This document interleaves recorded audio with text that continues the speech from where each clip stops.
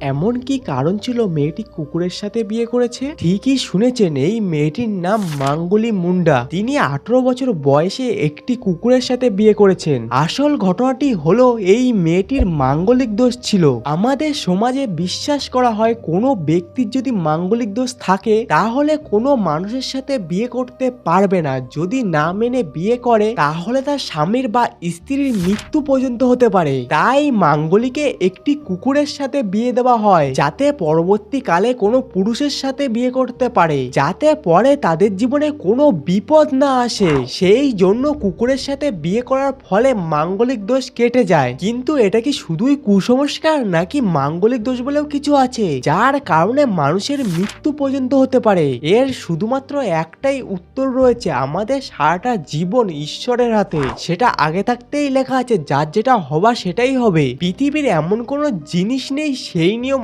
অমান্য করবে।